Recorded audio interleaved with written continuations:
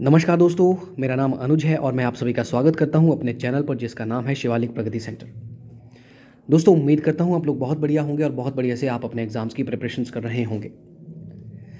जैसे कि आप लोगों को ज्ञात होगा दोस्तों, टैट की परीक्षाएं शुरू हो चुकी हैं और मैं भी टैट के ऊपर ही वीडियोस आप लोगों के लिए मैंने कुछ बनाए हैं और आज भी टैट का ही जो पुराना क्वेश्चन पेपर है उसको आपके साथ डिस्कस करूँगा, जिसमें से ज़्यादा सवालों को सामान्य ज्ञान के आपके साथ में डिस्कस करने की कोशिश करूँगा दोस्तों।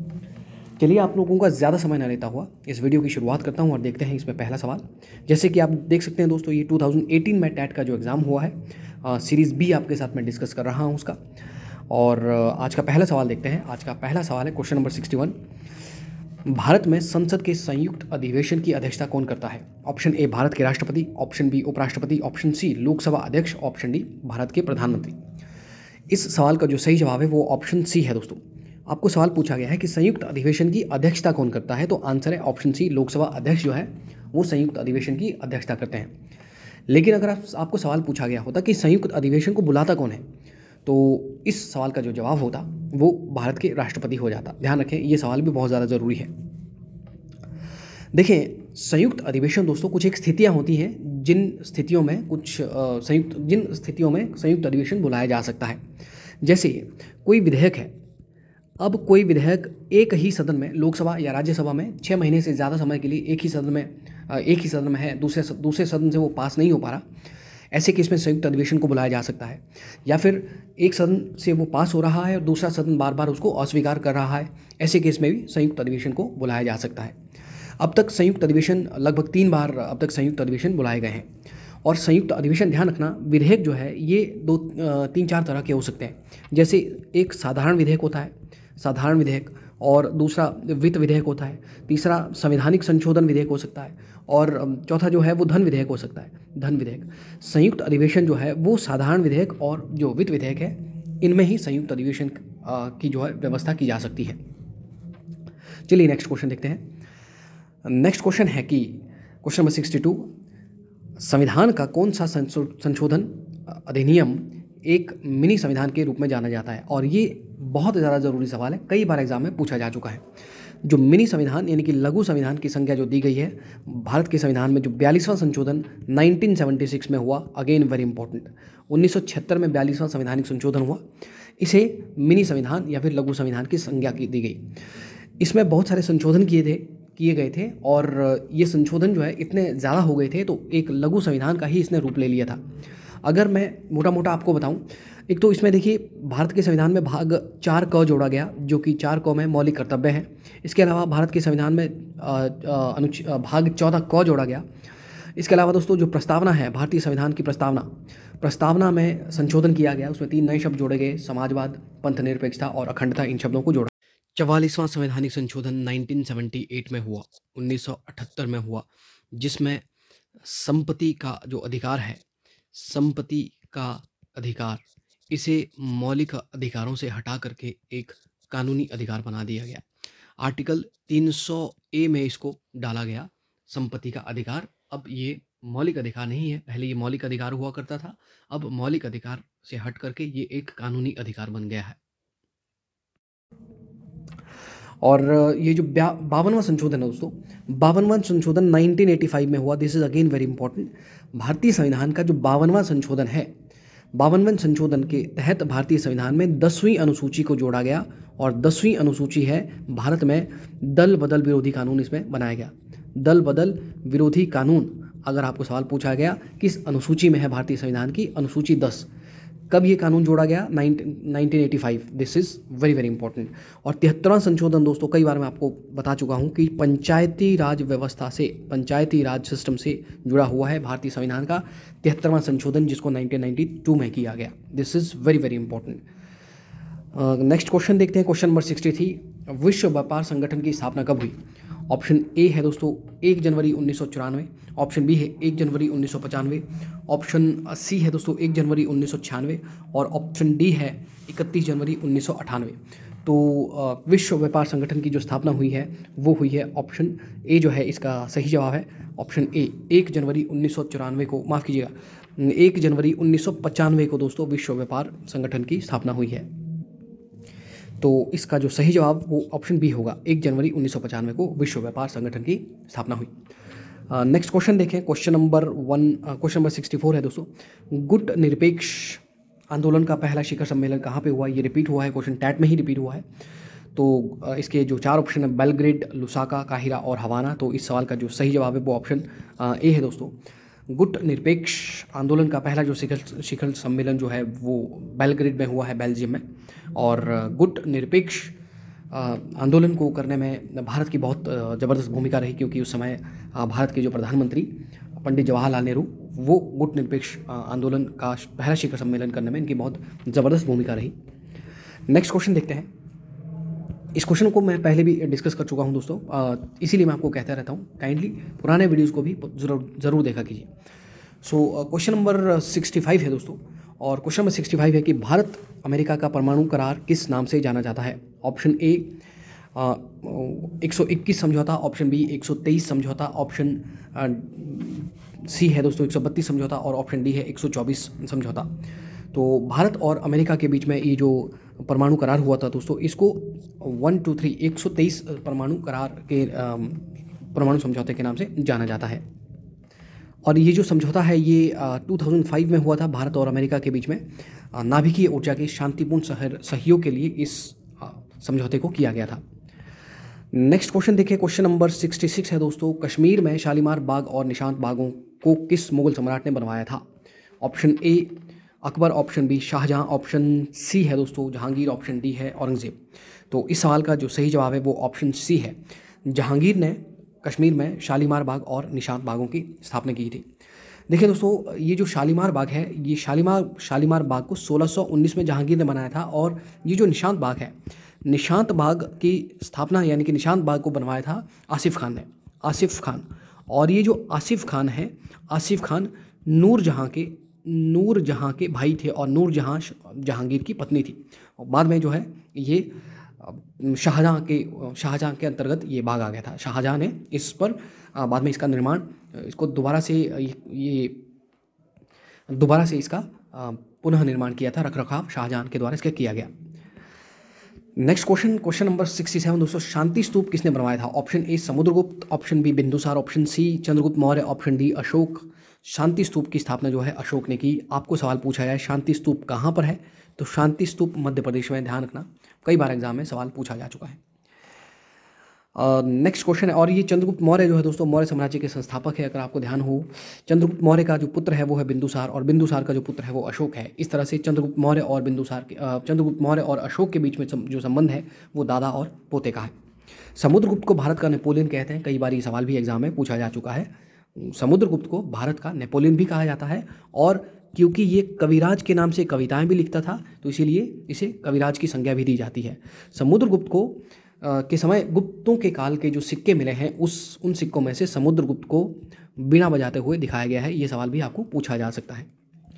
चलिए नेक्स्ट क्वेश्चन देखते हैं। क्वेश्चन नंबर 68 है, सिंधु घाटी के लोग किसकी पूजा करते थे? Option A Pashupati, option B है दोस्तों इंद्र और वरुण की, ऑप्शन सी ब्रह्मा की, ऑप्शन डी विष्णु की। सिंधु घाटी के जो लोग हैं वो पशुपति की पूजा करते थे। इसके अलावा सिंधु घाटी के लोग मातृदेवी की पूजा करते थे, मातृदेवी। इसके अलावा सिंधु घाटी के जो लोग हैं जो पीपल के पेड़ की पूजा करते थे, ये भी एग्जाम में सवाल पूछा जा चुका है। कुबड़ वाला बैल जो है इसकी वो पूजा करते थे। और जो श्रृंगयुक्त पशु है दोस्तों, एक सींग वाला जो पशु है श्रृंगयुक्त पशु, उसकी भी, उन पशुओं को भी सिंधु घाटी के लोग पवित्र समझा करते थे और उनकी भी पूजा किया करते थे। ये सवाल आपको एग्जाम में पूछे जा सकते हैं। सिंधु घाटी की सभ्यता के बाद के जो समय आया उसको हम वैदिक काल कहते हैं, वैदिक सभ्यता या वैदिक काल। तो वैदिक काल को हमने 2 हिस्सों में डिवाइड किया हुआ है, इतिहासकारों ने इसे 2 हिस्सों में बांटा हुआ है। एक हिस्से में ऋग वैदिक काल और दूसरे हिस्से में है उत्तर वैदिक काल। ऋग वैदिक काल के जो लोग थे वो इंद्र की पूजा करते थे। इंद्र उस समय उनका प्रमुख देवता हुआ करता था, जिसको वो पुरंदर यानी कि युद्ध का देवता भी कहते हैं, क्योंकि ऋग्वेद में इंद्र के लिए तकरीबन 250 श्लोक लिखे गए हैं। तो इस हिसाब से सबसे ज़्यादा श्लोक इंद्र के लिए लिखे गए हैं। तो इंद्र जो है ऋग वैदिक काल का सबसे महत्वपूर्ण देवता है जिसकी पूजा वो करते थे। नेक्स्ट क्वेश्चन देखते हैं। क्वेश्चन नंबर 69 है दोस्तों। क्वेश्चन नंबर 69, मनुष्य ने सबसे पहले निम्नलिखित में से किस धातु का प्रयोग किया? तो मनुष्य ने, ऑप्शन है कांसा, चांदी, लोहा, तांबा। तो मनुष्य ने सबसे पहले जिस धातु का इस्तेमाल किया वो तांबे का इस्तेमाल किया। क्वेश्चन नंबर, अगर आपसे सवाल पूछा गया होता कि मनुष्य ने सबसे पहले किस चीज़ की खेती की है, तो इसका आंसर होता कपास। चलिए, क्वेश्चन नंबर 70 है दोस्तों। अविश्वास प्रस्ताव संसद के किस सदन में प्रस्तुत किया जाता है? Option A Lok Sabha, option B Rajya Sabha, option B दोनों में, ऑप्शन डी इनमें से कोई भी नहीं। तो इस सवाल का जो सही जवाब है वो ऑप्शन ए है। अविश्वास प्रस्ताव जो है वो लोकसभा में ही पेश किया जाता है। देखिए, भारतीय संविधान का अनुच्छेद 75 जो है, इसमें अनुच्छेद 75 में ये बात की गई है कि जो मंत्री परिषद जो है वो संयुक्त रूप से लोकसभा के प्रति उत्तरदायी है। मंत्री परिषद सामूहिक रूप से किसके प्रति उत्तरदायी है? लोकसभा के। इसका अभिप्राय ये है कि मंत्री परिषद तभी तक है जब तक उसे सदन में बहुमत प्राप्त हो, लेकिन यदि मंत्री परिषद अपना भरोसा संसद में खो देती है तो संसद जो है मंत्री परिषद के खिलाफ अविश्वास प्रस्ताव ला सकती है, और यदि अविश्वास प्रस्ताव पास हो गया तो जो सरकार है वो भंग हो जाती है, सरकार गिर जाती है। नेक्स्ट क्वेश्चन देखें, क्वेश्चन नंबर 71। और क्वेश्चन नंबर 71 है कि वित्त आयोग का गठन भारतीय संविधान के किस अनुच्छेद के अंतर्गत किया जाता है? Again very important. वित्त आयोग, ऑप्शन ए है अनुच्छेद 324, ऑप्शन बी अनुच्छेद 280, ऑप्शन सी है अनुच्छेद 325, ऑप्शन डी है अनुच्छेद 368। वित्त आयोग जो है ये भारतीय संविधान के अनुच्छेद 280 में है और भाग 12 में है, ये जहाँ तक मुझे आइडिया है, जहाँ तक मुझे याद है। आप एक बार इसको चेक भी कर लीजिएगा। अनुच्छेद 324 दोस्तों चुनाव आयोग जो है भारतीय संविधान में अनुच्छेद 324 में है। अगर भाग पूछा गया होता तो भाग 15 में। भारतीय संविधान का अनुच्छेद 368 है। भारतीय संविधान में संशोधन की जो प्रक्रिया है, संशोधन की प्रक्रिया जिसको कि हमने दक्षिण अफ्रीका से लिया गया है, तो दक्षिण अफ्रीका से ली गई जो संशोधन की प्रक्रिया भारतीय संविधान के अनुच्छेद 368 में है। Again very very important questions. चलिए नेक्स्ट क्वेश्चन देखते हैं दोस्तों। क्वेश्चन नंबर 72 है, किस नदी को भारत में दक्षिण की गंगा कहा जाता है? ऑप्शन ए है दोस्तों कृष्णा, ऑप्शन बी है गोदावरी, ऑप्शन सी है नर्मदा, ऑप्शन डी है कावेरी। तो भारत की दक्षिण की जो गंगा कहा जाता है वो कावेरी को कहा जाता है। This is very important. अगर आपको सवाल पूछा गया होता कि दक्षिण भारत की सबसे लंबी नदी बताइए कौन सी है, तो इस सवाल का आंसर होता गोदावरी। अगर आपको सवाल पूछा गया होता बूढ़ी गंगा दक्षिण भारत में किस गंगा को कहते हैं, किस नदी को कहते हैं, तो इस सवाल का जो जवाब है वो भी गोदावरी ही होता। नर्मदा नदी जो है दोस्तों, नर्मदा और तापी, ये दो ऐसी नदियां हैं, नर्मदा और तापी नदियां, ये अपना जल जो है वो अरब सागर में गिराती है। ये भी आपको सवाल पूछा जा सकता है, पहले भी पूछा गया है, आगे भी पूछा जा सकता है। और नर्मदा और तापी ये भारत में ऐसी नदियां हैं जो कि ब्रह्मपुत्र घाटियों में बहती हैं। ये भी सवाल एग्जाम में पूछा जा सकता है दोस्तों। जब आप एग्ज़ाम की प्रिपरेशन करते हैं तो एग्ज़ाम की प्रिपरेशंस में जाने से पहले जो नदियां हैं, जो झीलें हैं, जो पर्वत हैं, जो पठार हैं, उनमें से जो सवाल बनते हैं, जो भारत में कई शहरों को कई तरह के उपनाम दिए गए हैं, उनमें से जो नेशनल पार्क हैं, वो जो सवाल उनमें से बनते हैं, उन सवालों को ज़रूर देख करके जाएँ दोस्तों। चलिए नेक्स्ट क्वेश्चन देखते हैं, क्वेश्चन नंबर 73। और क्वेश्चन नंबर 73 है कि काली मिट्टी किस फसल के बढ़ने के लिए अच्छी होती है? ऑप्शन ए गेहूँ, ऑप्शन ए चावल, ऑप्शन बी गेहूँ, ऑप्शन सी कपास, ऑप्शन डी है दोस्तों गन्ना। तो इस सवाल का जो सही जवाब है वो ऑप्शन सी है। काली मिट्टी जो है कपास यानी कि कॉटन की खेती के लिए सबसे अच्छी मानी जाती है। और काली मिट्टी भारत में सबसे ज़्यादा जो है महाराष्ट्र में है। एक बार इसको चेक भी कर लीजिएगा, लेकिन जहाँ तक मुझे याद है महाराष्ट्र ही इसका सही जवाब होगा। ये भी आपको सवाल पूछा जा सकता है। सो क्वेश्चन नंबर 74 देखें। क्वेश्चन नंबर 74 है कि हिमाचल के किस शहर को हिमाचल का बनारस कहा जाता है? Option A Mandi, option B Bilaspur, option C Una, option D Solan. तो इस सवाल का जो सही जवाब है दोस्तों वो ऑप्शन ए है। मंडी को हिमाचल का बनारस या हिमाचल प्रदेश की काशी कहा जाता है, क्योंकि यहाँ पे शिव के मंदिरों की संख्या बहुत ज़्यादा है। कई बार एग्जाम में पूछा जा चुका सवाल है। नेक्स्ट क्वेश्चन है क्वेश्चन नंबर 75 दोस्तों। भूकंप का मुख्य कारण क्या है? ऑप्शन ए अपक्षण, ऑप्शन अपक्षरक्षण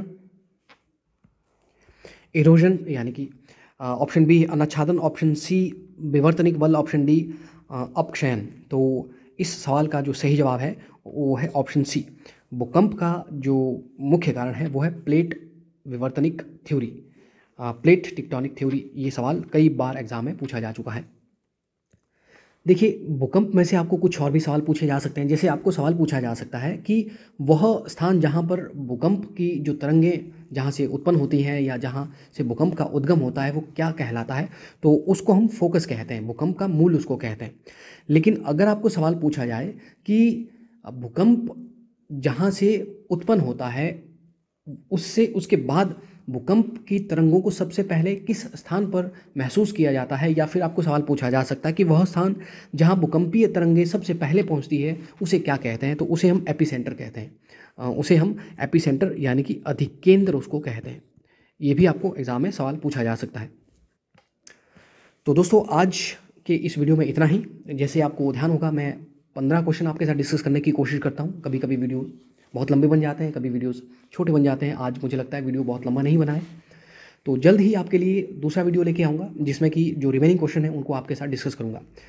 दोस्तों, यदि आपको वीडियो पसंद आया हो तो वीडियो को लाइक ज़रूर करें, शेयर ज़रूर करें, चैनल को सब्सक्राइब ज़रूर करें।